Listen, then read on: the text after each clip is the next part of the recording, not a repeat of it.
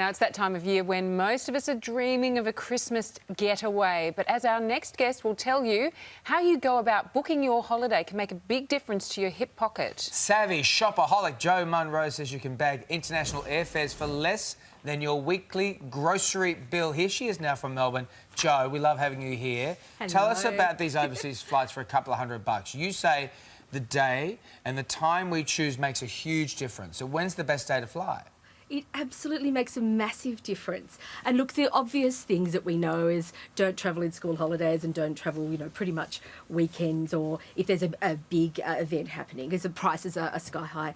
But for international trips, the research shows that travelling on a Wednesday is a great idea. And I think that's because most people go on the weekend, they get holidays and they go. And the midweek is a really good time to get a really good bargain. And domestically, and I am lumping New Zealand, our New Zealand cousins into this as well. Domestically, Fridays are great. And at first I thought that was strange because of all the business travellers on a Friday. But I guess in that mid-morning section, mid-afternoon, perfect time to travel, very good bargains. Wow. Taking a less direct route can also help cut down costs. So is it a case of the more stops, the cheaper the flight? Absolutely. And look, if you're going to go to Europe or even the US, if you go via Asia, one of the Asian cities, you can absolutely save a fortune. And I know I always used to stop in Hong Kong or Singapore on the way to the UK, and that was to break the trip up. But now you could stop in one of the Chinese cities. So stop in Beijing, and the Chinese airlines at the moment are so aggressive. The flights to Europe are remarkable. Yeah, my father-in-law does that, and he stops that route and does the Korean airline. He loves it. Is it so cheap, and he gets business class for like dirt cheap. Absolutely, and you're seeing something else as well. So it's adding a bit of leisure to the travel, because it's a long way from Australia. Exactly. Look, one thing that most people aren't aware of is that you don't have to accept the fair price. You can bargain with airlines. How do we do that?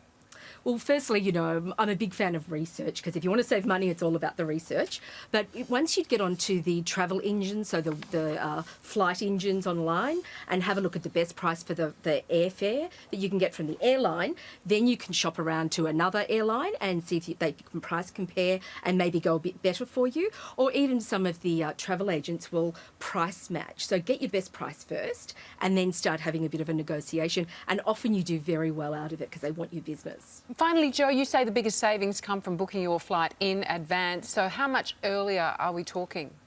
Look, for international, it's a really good time, about 11 months. And so perfect time now. If you're wanting to go to Europe for next year, the cheap fares will come out in about a week or so. So perfect timing to be talking about it now. But there's some sweet spots. So either, you can wait till the very last minute and book then, and there's often some really good bargains there. But you can book almost, especially for business class, we were talking business class before, 2 years in advance, you can get some amazing bargains on business class. As long as you're going to lock it in, because sometimes there's some terms and conditions around that. But yeah, you can book a long time in advance and get amazing bargains. And also keep an eye out for airlines doing new routes, because when they change their routes, they often throw away airfares to get you to travel on those new travel routes. So that's also a good insider tip there. All right, fantastic, Jo. Thank you so much. For more information, head to savvyshopaholic.com.au.